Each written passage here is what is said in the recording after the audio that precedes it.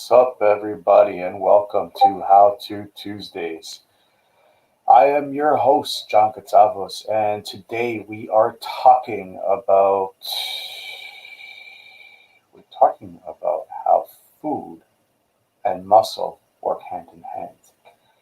Um, Yesterday, we released a blog post kicking off this week. We were talking, we're talking about basically this topic, right? So um, now, in order for me to give you a huge explanation for this, which I'm not going to because I can literally and honestly fill up an entire library filled with amazing topics, and I'm probably going to need a biochemistry master's degree, potentially a PhD, to fully give you guys a good comprehension of this topic because it's so big and so deep. I'm not going to do that because I guarantee you I will put you to sleep, and this live will not be 10 to 15 minutes. It will be about 20 hours. So I'm going to really condense it for all you guys to make sure that you guys get a better understanding of how food and muscle actually work together. The best way for me to explain it is food is actually fuel. We utilize the nutrients that we look, that we smell, that we think, because that we think. Now, hold just 1 second. I will try to explain the whole thinking part in a second.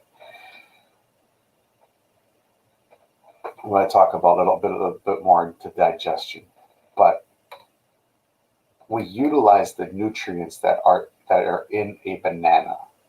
These all the stuff that make a banana goes into our body. It breaks it down, and then it takes all the nutrients that it needs and distributes it where it needs to go. Bananas, for example, have high in potassium, so we use potassium. Potassium is a chemical that we use for repair systems. Too much potassium is not a good thing, which is another thing that I actually like to tell you guys is too much of anything is not a good thing. Everything is good for us, but we need to keep everything in moderation. So let's backtrack a little bit and let's talk a little bit more about the digestion part. So where do we start to digest stuff? Digestion actually happens with thought. We think of a food, we start to salivate. I just said the word food and I'm starting to salivate right now. So my brain has triggered a subconscious nervous response by preparing my mouth with saliva to help break down whatever food that I want to put into my body. So it starts with thought. That's all it starts with. And after, the saliva actually slips down my throat, starts to coat my stomach. The stomach starts to release, what's that, I can't think of that chemical. I can't think of that chemical right now. You know what? I'll watch this again and I'll think of it and I'll post it in the notes because this is what always happens. So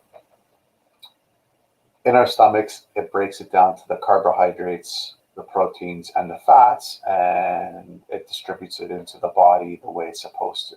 Plus, it also breaks it down into smaller particles where it actually doesn't get passed in the stomach. In the stomach, what happens is it just breaks it down into mush. I'm just going to call it a mush. And then it passes into the intestine. And from the intestine pulls out all these nutrients through the bacteria that's inside the intestines. It gets transported into the blood sends it to the liver, cleans it up a little bit more, sends it into the body. The muscles, the heart, the kidneys, the whatever, it goes wherever.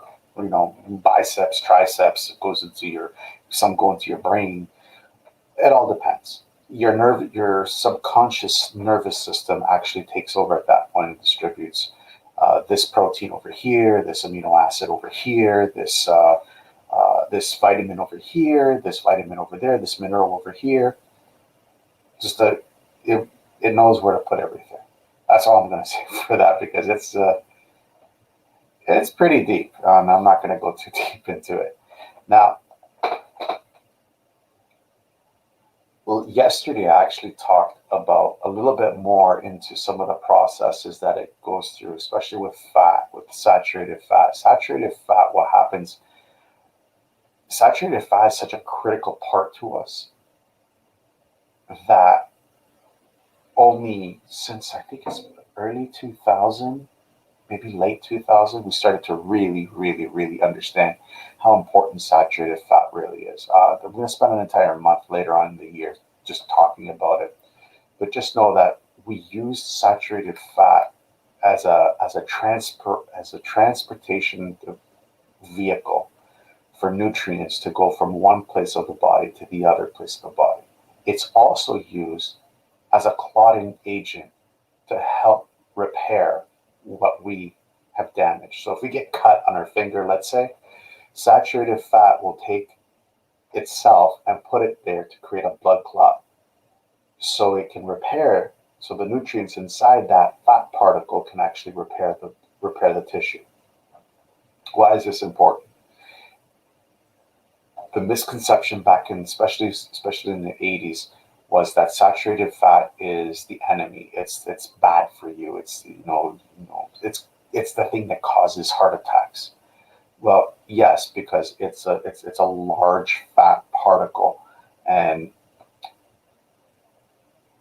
it can get stuck easily inside the blood, inside the arteries and the veins. Why does it get stuck? It's because of the excess carbohydrates that we're taking. Carbs or sugars, I won't say carbs because not all carbs are the same and they're not equal. Sugar creates a sticky film in the veins and the arteries in our bodies. And when we have these large saturated fat particles running through our veins to go repair our biceps, let's say if we did a heavy bicep day, then it's going to get stuck because it's going to get clumped up onto the wall of the vein or the artery, and it's sticky because of the sugar that's there, and it's going to get stuck, right? So then another fat particle, and another, eventually creating a blockage. So that's why that's why saturated fat has gotten such a bad name, but it's so crucial to our well-being. And it's not like cutting yourself or heavy bicep day or heavy leg day. It's like for your brain too. Fat gets sent to your brain so to help repair it with whatever mineral or vitamin that your brain needs. It gets stuck inside the fat particle and it goes straight there. But the great thing is, if you don't have this sticky film inside your veins, it just gets flushed back right out. Proteins. I can't even begin to tell you guys how important protein is. All protein, especially animal protein. Not all the time. I am a big meat eater. I love a good steak. I love pizza. I love my pepperoni on my pizza. I love a nice meat lover's pizza. But there are times throughout the year where you just need to take a break from the heavy proteins and just let your body just take a break, because your body does utilize a lot of energy breaking down proteins, breaking down meat. The one thing that I actually like to tell my clients is eat the way that your body will utilize that energy source, because that's how food is. It's just an energy source. And carbs is the quickest burn. Fat is the second longest burn. and protein is the longest burn. We don't ever want to be in a protein burn. We want to be in a carb and a fat burn. We want to be able to utilize the protein as a longer term repair system rather than the fat and the carbs. So carbs usually gets used up right away. It's a sugar, right? Regardless of what it is, regardless, there's sugar is a sugar is a sugar, whether it comes from an apple or whether it comes out of a teacup. It's sugar. It's going to get burnt instantly. Fat takes a little bit longer, and protein takes even.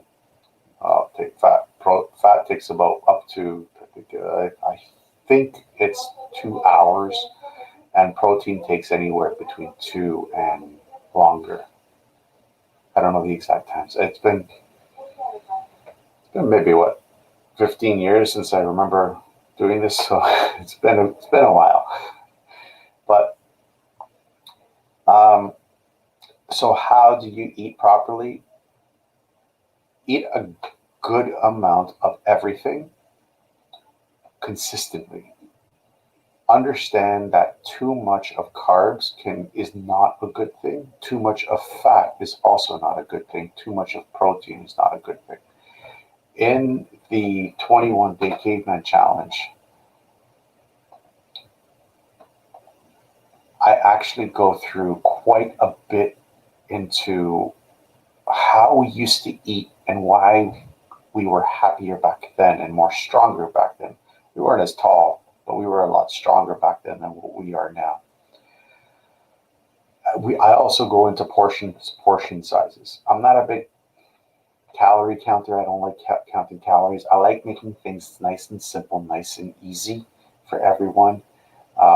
Just an example, I go through this in my 3 pillars of fitness as well at theofitness.ca. So it's free for you guys to download and gets sent directly to your inbox. But what portion size for carbs, let's see if I can do this properly, is 1 handful.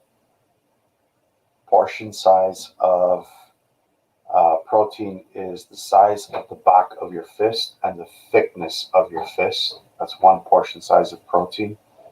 And fat is 1 tablespoon of fat.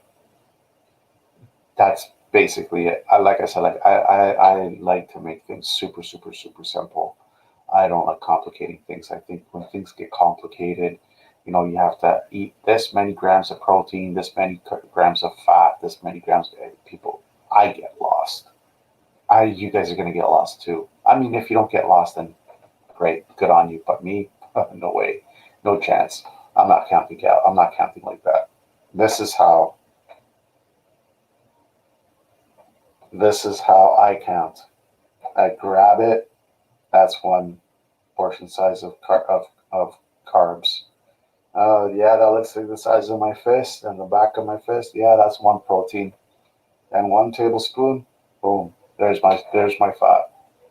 That's it. Anyways, that's it for today, guys. Thank you so much. Appreciate you for the thumbs up, Sammy. Really appreciate you for that for coming on. I will see you guys tomorrow with a John's Daily Bite, and in about 10 minutes, I'm going to actually release and one more tip on my podcast, the Fitness Oracle, so you guys can have a listen. Anyways, have a great night, and I'll talk to you guys hopefully soon.